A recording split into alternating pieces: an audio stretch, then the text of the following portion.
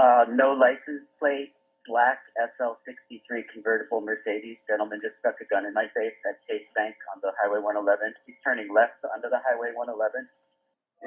I love you guys. We're going to give away the cars. I'm with the Real Viking. I'm not reading this book. I only read the Bible. He's got the book. He is my chosen Scotch-Irish by rites of passage and blood rice. Armichael and Ross. Headed towards Washington. He's on Highway 111, headed towards Washington in Lakita, towards Indian Wells. Oscar's going to get some, but he's going to do my wishes. He's going to be in charge of how the money gets dispersed to the Scottish Jamesons and the Quails. He's 50% Norwegian. Don't worry who he is, but he's the manager. And we're buying all these cars, and we're going to give them to you guys. It's a black Mercedes SL60. There's a dealer purchase plate on the back. It's an AMG racing model. He's now racing down the street, cutting in between cars. He's brandishing a gun. He stuck it in my face. Now he's racing towards the Esmeralda Resort. And they have my mom and the 1-8 Mafia, their guy, Mr. Miyagi, and the Foghorn was a lie, and I keep being killed in MK Ultra. But I don't care. I don't want anything. I want everyone to take everything. I surrender. But we need the bad. Look at the latest military press. It says racist and has Kennedy. I'm a junior park ranger. I did nothing other than slam on my brakes to stop him from running into me. And then he got out and did this. Okay, gotta go. Hey, meet us here. We gotta take time. Who knows when, but we're gonna buy all the cars. You guys all get a car. Mom, I love you. We're gonna save you. I got your note on the home shopping and your secret address. And your passport is safe with Mr. Miyagi and the 1-8, and it's in Hawaii, and we're going to get you there through the Gambinos in Vegas. I didn't. That man you just saw ranting incoherently is supposed to be the same guy that's depicted inside this car right here. For now, we'll call him the 911 caller. And this is supposedly the guy that had an interaction with Royce Robertson, who's supposedly in this red car here. And this interaction between the two of them supposedly occurred shortly before the incident where Royce Robertson pulled a gun on some cops and they shot him to death. So we're looking at what happened before that. So in the original story, back on February 15th of 2021, they originally told us that this encounter began outside of the parking lot. This is the Chase Bank right here. This is the Chase Bank parking lot. They originally told us that there was some type of interaction outside of the parking lot and that this guy in the blue car actually was fleeing into the parking lot to get away from Royce Robertson. That part of the story has been completely deleted, and they're no longer talking about it, and it appears nowhere in the official report, and no one says anything about it. The 911 caller states that he was actually at Lowe's shopping early in the morning, 7-something in the morning. And as he's leaving Lowe's, that's the first time he interacts with Royce Robertson. Nothing about anything out here, so I don't know why they're changing the story or where that came from or why they published that.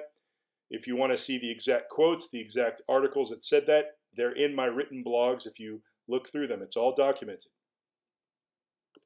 So the 911 caller is just minding his own business, leaving Lowe's, trying to go home, and Royce Robertson comes from, he says, the direction of Chase Bank. Now look at this. This is directly the lane coming out of the ATM.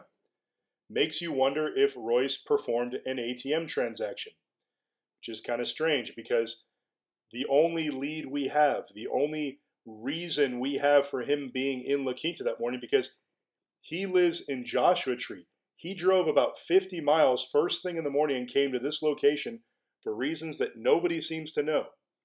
So the only lead we have is an article in the Desert Sun which said that he sent a text to his sister saying he was going to run an errand at the bank and then go see her. That never gets brought up anywhere else, only in that one article. That's the only lead we have. So we're going to talk more about that in a minute. But for some reason, Royce just decides right after he performs the banking transaction, or right after he makes a U-turn right here, or whatever we want to imagine he did, and blocks the 911 caller. He then gets out of the car and threatens the 911 caller with a gun and starts yelling stuff at him. And this is all according to that crazy guy that you saw in that video. Everything I'm telling you here, there were no witnesses to it. So we're relying on the word of this guy who's claiming to be some kind of MK Ultra victim now. All right? So keep that in mind. There were no witnesses. And before Royce leaves, he tells him that it's only a BB gun, that it's not even a real gun that he's threatening him with. So then he gets in his car and takes off. Now, what they don't show you is that the 911 caller actually follows him. And they don't depict that. Royce Robertson was driving a black car, not a red car. And the 911 caller was driving a dark beige car, not a blue car. So it's like they don't want us thinking about the real colors of the cars for some reason. So as Royce is speeding down the 111, the 911 caller is telling dispatch that he's not following them as he follows him. You know, and he's like saying, yeah, now he's at this intersection. Now he's at that intersection. And at one point, Royce Robertson actually stops to put the top on his convertible. And the 911 caller tells dispatch, oh, now he's putting up the top so that, you know, we can't recognize his vehicle as a convertible anymore. So he's given like a play-by-play. So now the cops are here, and there's a B line. There's Royce in the front, the cop behind, and the 911 caller right behind.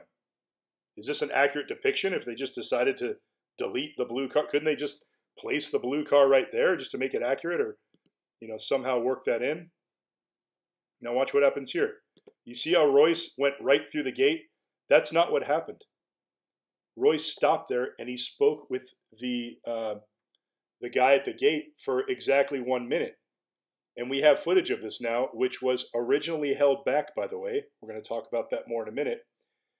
And not only did Royce stop at the gate, but he allegedly told the guard that his gun was a BB gun, and he was afraid the cops behind him were going to shoot him because they thought his gun was real. Why do they think his gun was real? Well, the 911 caller didn't tell dispatch that Royce Robertson attempted to show him and tell him that his gun was only a BB gun. It's just interesting when you consider who's told that the gun is a BB and who isn't told. So the cop goes right in, and in the video we'll see later, the 911 caller actually pulls right up to the gate right after the cop goes in. Why aren't they showing that? Second cop arrives. They're still not showing the 911 caller. They don't want us thinking about the fact that the 911 caller was right there watching all this. He wasn't afraid for his life. Think about it. If someone pulled a gun on you and threatened your life for no reason at all, you're going to go chase that guy and then like sit here staring at him, you know, in this scenario here? I mean, none of it makes sense. You got to admit the reliability of this person's word is in serious question. And we're relying a whole lot on his word as to what happened, you know, leading up to this event.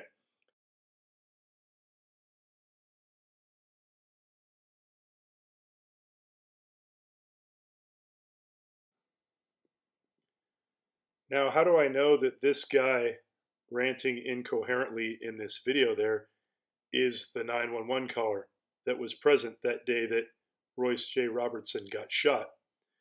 Well, first of all, you heard the side-by-side clip that I had at the beginning there, where you can hear his voice was similar to the actual 911 call.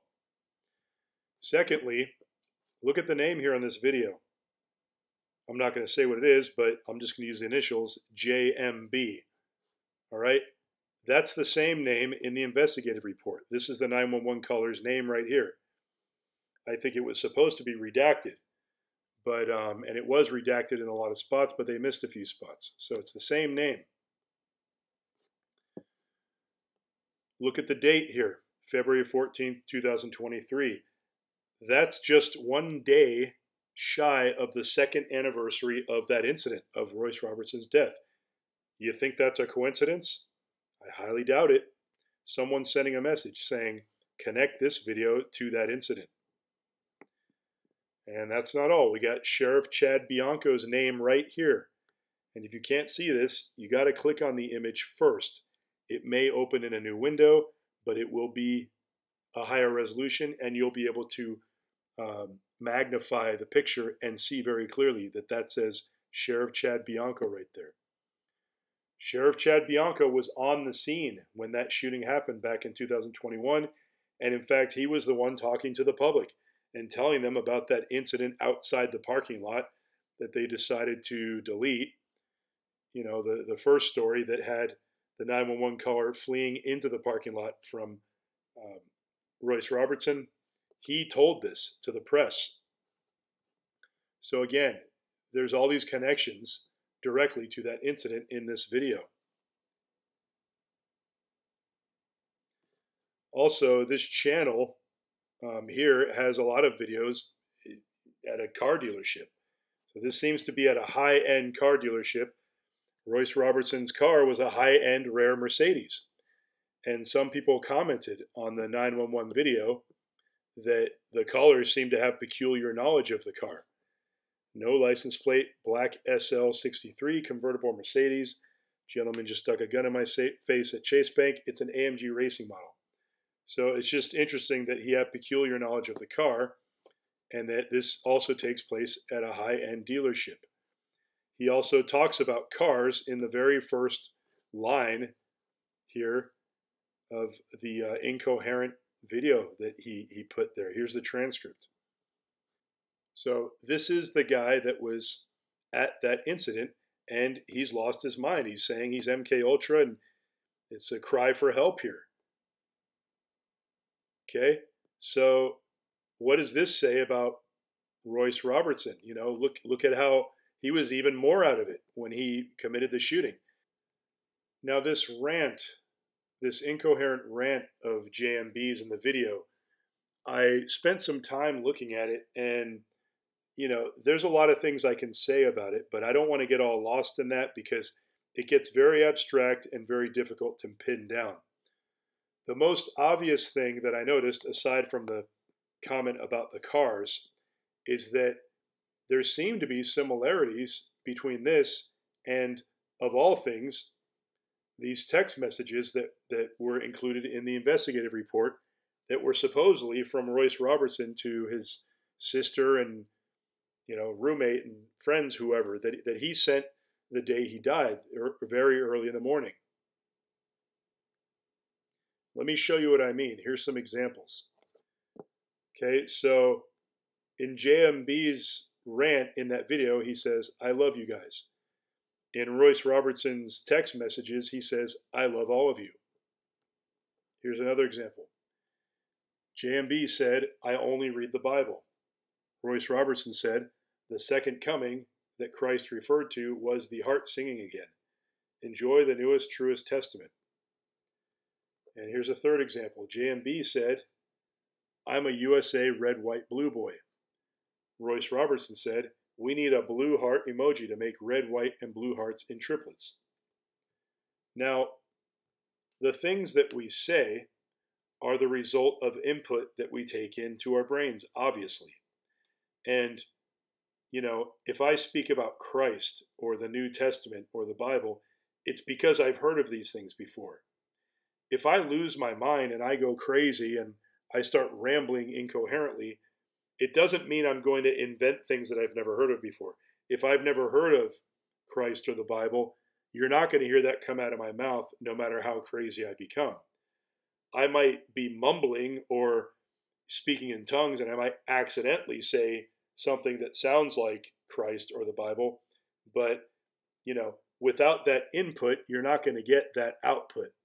So from the perspective of MK Ultra and mind control programming, things like this, what I'm saying is these similarities in statements points towards a similar programming into both of their brains. I think we need to take this seriously, that this individual is bringing up MK Ultra in reference to this incident. Okay, this is someone else besides me, someone who was directly involved. He was hanging out, he was parked right over here when this was happening. And he's talking about MK Ultra and associating it with this incident. So this makes me a little more bold in asserting that, aside from the obvious stresses that Royce Robertson had in his life, I think there may be something to this mind control thing.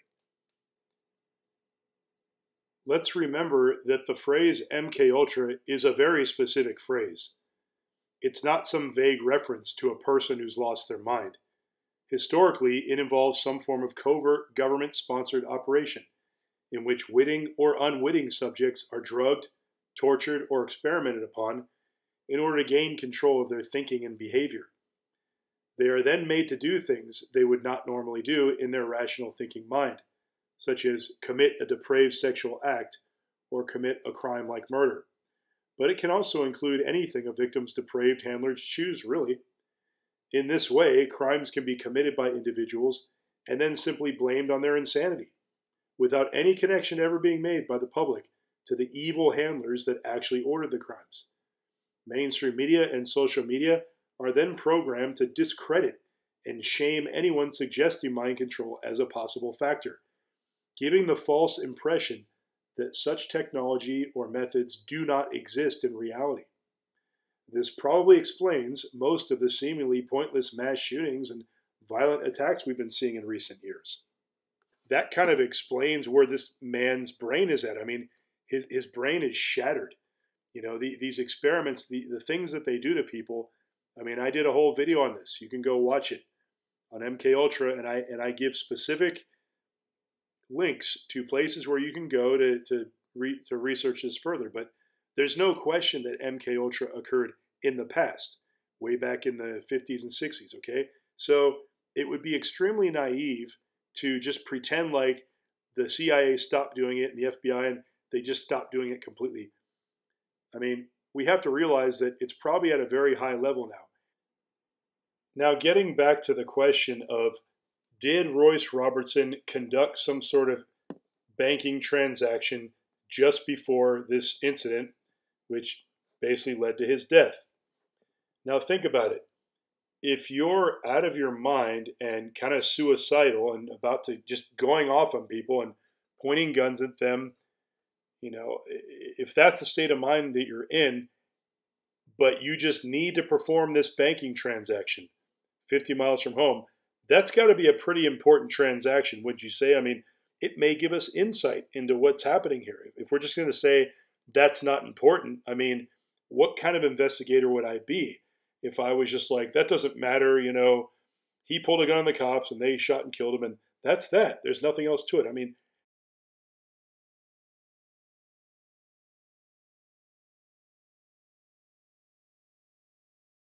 the video footage from the ATM is not included in this report. They won't show it to us. But we know they have it because, look, here's a picture from the video that was included in the investigative report. There's the Chase Bank ATM right there. And we have two quotes from two different officers, Officer Sanchez and Officer Moody. These are quotes directly from the report. They're talking about the footage. Obviously, he would mention if he saw Royce drive up performing a banking transaction, right? He would tell us that, right? Well, maybe not. Maybe they don't want to show us that. But see, if we were able to see the footage, we could tell either way. But they're not allowing the footage to be released. So I had to do another Freedom of Information Act request for that footage. And here's what they said. We have included all of the records which were retained by the Riverside County Force Investigations Detail regarding the incident. Perhaps the author of the report where the still images were included merely took images and included them in their report. I would like to stress that, pursuant to SB 1421, all investigative material in our possession was disclosed to you. So that's basically a long-winded way of saying, we're not going to give you that footage. I mean, they're just giving me, this is just a bullshit response. So I responded that, hey, if you guys lost it, then just say you lost it. But if you have it somewhere, I'd like to see it. Now, Royce Robertson's wallet is directly connected with the ATM transaction, or lack thereof, because he would not have been able to make an ATM transaction without his wallet. I mean, who carries their ATM card around with no wallet? Just loosely, I suppose he could have done that, but neither one was found at the crime scene, at the death scene. No wallet, no ATM card. The way that they determined who he was by looking up the VIN number on the car. They didn't find any wallet. And when I asked them about this, they said the wallet was collected by the coroner's office and released to his next of kin. This is typical protocol. Well, I don't see how that was possible because they didn't find the wallet at the death scene, and they also didn't collect it at his apartment. When they went back to his apartment, here's the list of things they took. This is all they took, these 3 items. They're all 3 guns. They didn't take his wallet. So how did the coroner get it if it wasn't even found anywhere? Unless they just took it secretly and didn't tell us, which would be illegal, right? I think what they told me here is just another bullshit response.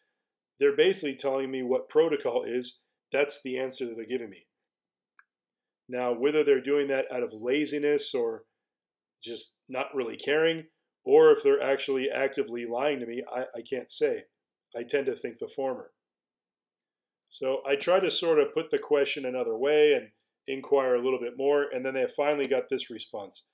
The Riverside County Sheriff's Department has responded to these items in the previous response. So they're not going to fork it over.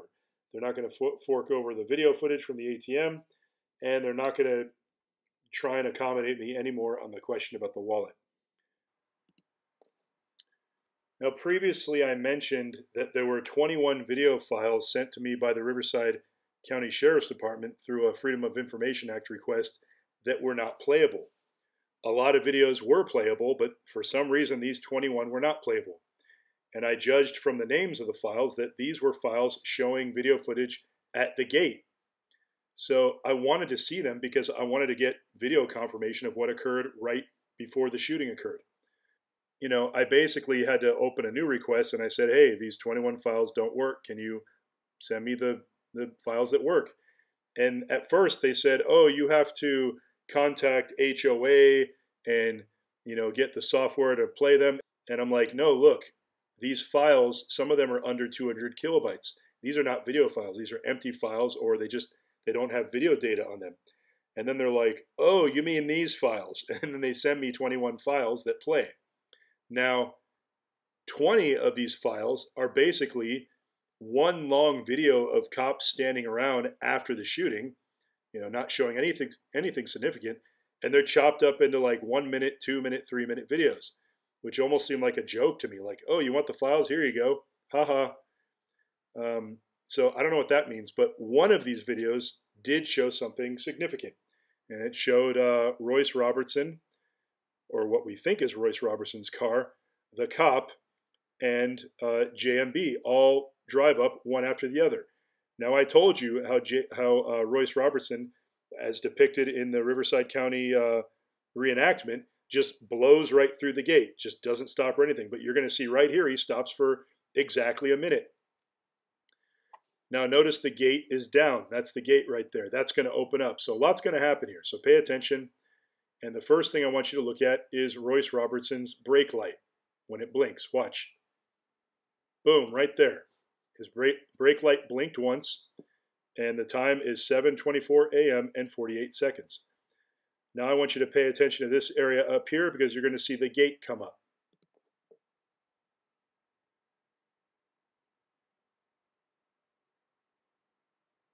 Right there, did you see it? Within less than 10 seconds, the gate is already up and they're still chatting. So he's already going to let Royce Robertson in based on what? I don't know. He supposedly showed him his gun, but the guard said that he didn't seem strange or anything. He didn't seem strange going, hey, there's cops behind me. They're going to shoot me because they think that I have a real gun, but it's just a BB gun, which it's just, the whole thing is so strange. But now look at Royce Robertson's driver's side mirror. Look at that. It's blotted out, as is the license plate. The license plate we might be able to forgive, but why is this blotted out? Why can't we see his face? We know who's in there. We know it's Royce Robertson. What, you know, or do we? Are they blotting it out because it's not Royce Robertson? They don't want us to figure that out? I don't know. I just don't see who's being protected by blocking that out. Royce Robertson's dead. You know, we can watch him get shot dead in the body cam footage, but we're not allowed to watch his lips move as he talks to the guard. My only guess is that maybe, you know, what we see in that mirror doesn't corroborate. I don't know. So let's keep watching. Now look at the brake lights. Count how many seconds they're blinking. 1, 2, 3, 4, 5. Okay, now they're blinking. 1, 2, 3, 4, 5, 6, 7, 8, 9, 10. Okay? 10 seconds, 5 seconds. This, if you count this off, it adds up to 60 seconds, a minute. And notice how they're blinking too. They're flickering kind of like the way cop lights blink. This is going to attract the attention of cops. Why does he want to attract the attention of cops? Now, you can customize your lights to blink like this. Some people do it, but you know, it's probably illegal, especially in California. And if you're going to have them flicker, why are you going to have them flicker like that? You know, all it's going to do is make cops pull you over. All right, so now he's taking off, and look at the time, 7:25:47. That's 1 second shy of 1 minute. It's basically, I mean, was this timed to be exactly 1 minute? Is this on a timer? As I thought about this whole thing, the business with these flickering lights, I was wondering, okay, well, is this something that his car just did when it was in park? And it turns out it isn't, because watch the lights as he drives off.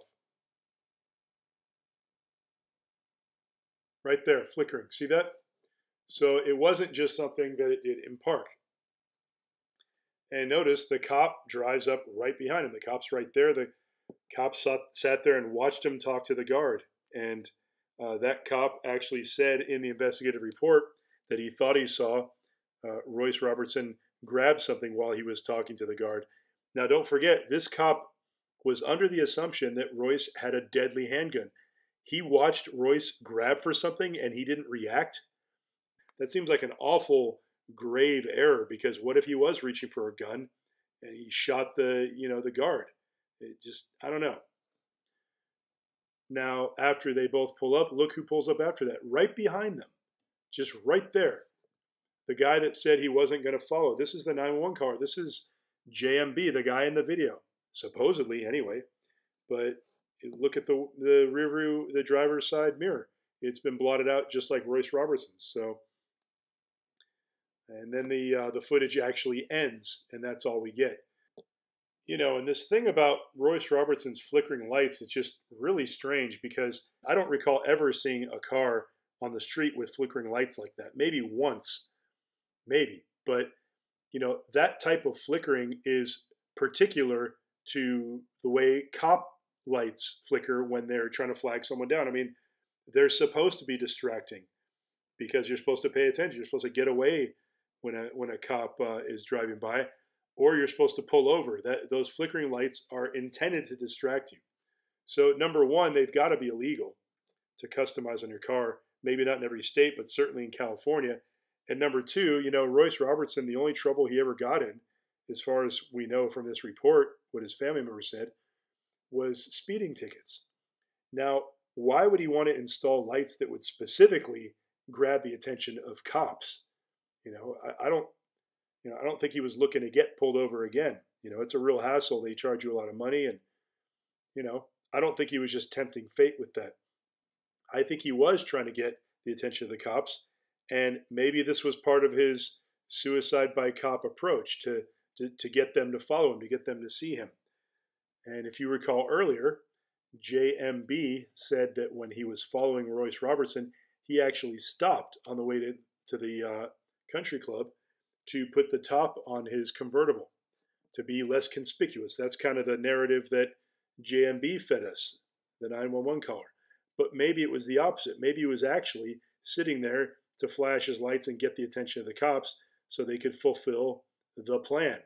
You know, the plan to, the suicide by cop plan. And the thing is, you can take it for what it is and say, well, you know, maybe Royce Robertson, that was his plan and that's what he wanted to do. Or you could take the MK Ultra angle, which fits perfectly as well, because the MK Ultra angle says that, everything I just said, but it wasn't necessarily Royce's personal plan. It was someone else's who sort of imposed it upon him. And, this brings us to the why.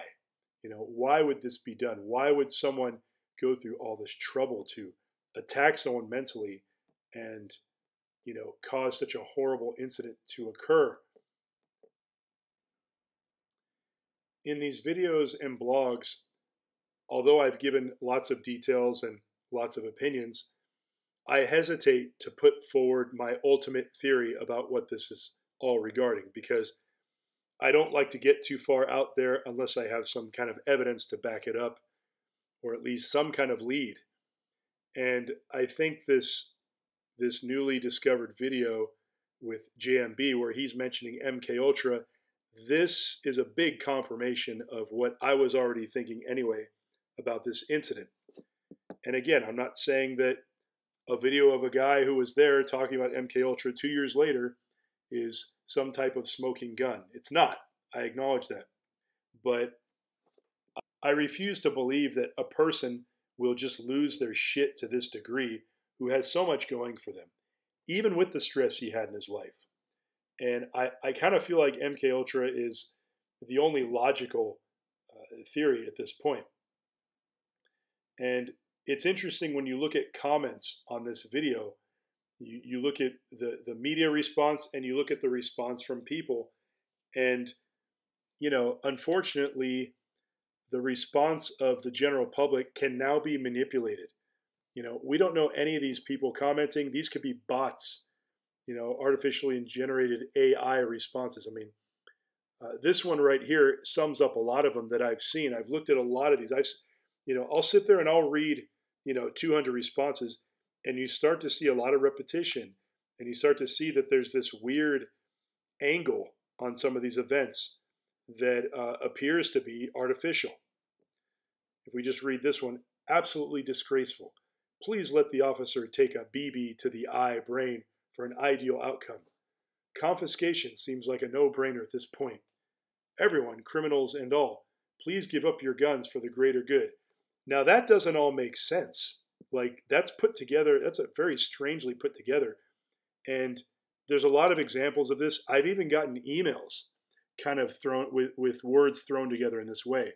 And I think what you're seeing here is an AI algorithm trying to imitate, some average dummy just posting a response. So it's trying to incorporate like these abbreviations and, what people do when they text.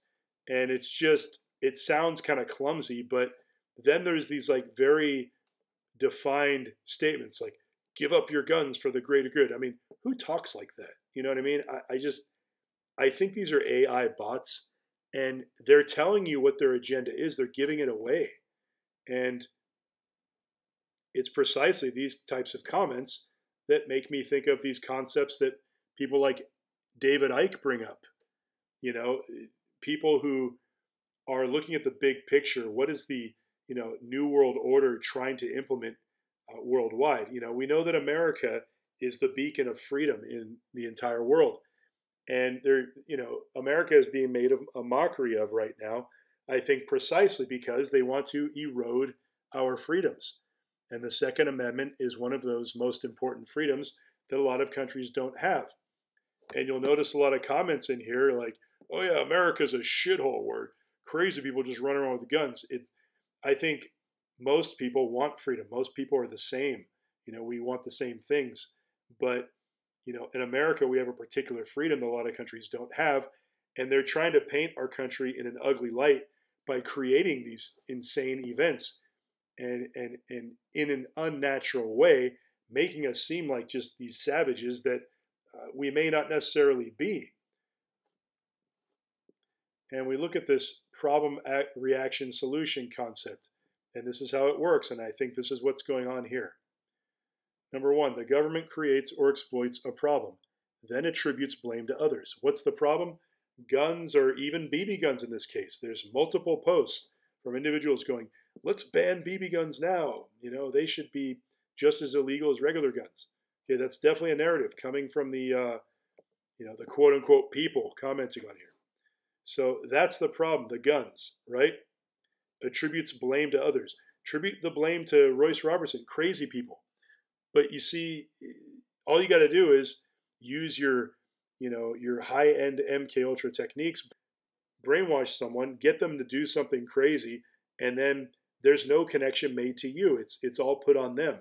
He just lost his mind, I guess. And then the media goes out there and just pushes that and discourages anyone from thinking outside of that box. Number 2, the populace reacts by asking the government for protection and help to solve the problem. Look what this guy is saying. Please give up your guns for the greater good. This is a fake AI comment trying to pretend that they're a normal human being that's begging for the, protect us to solve the problem. You see, it's just right there. Number 3, the government offers the solution that was planned by them long before the crisis occurred. All right. Then what happens? You see these politicians trying to introduce measures to erode the Second Amendment. The fact is, we've got more gun laws than we've ever had. And we've also got more shootings, random violent shootings than we've ever had. What does that tell you? Duh, it's not working. It almost seems like it's making it worse. So how do you explain the increase in gun violence and the increase in regulations and rules? They are causing these crazy individuals, they are making them crazy. And they're specifically giving them mind control programming to go out and do this stuff. Let me just reiterate, okay? I don't know that that's what happened here, okay? But it sure looks like it. So I'm just going to leave it there. I don't think I'm going to do another installment on this unless I get a hell of a lot more information. But I went a little bit the extra mile on this one because I think if everyone picked one incident like this and explored it to the degree that I just explored it, maybe some of you are better at this than I am. Maybe some of you have connections in law enforcement. Maybe some of you have, connections that could help you get in there deeper and expose more information. I'm trying to generate a culture of thinking like this for the better, for our own safety, for our own awareness of our environment, so we can stop this madness.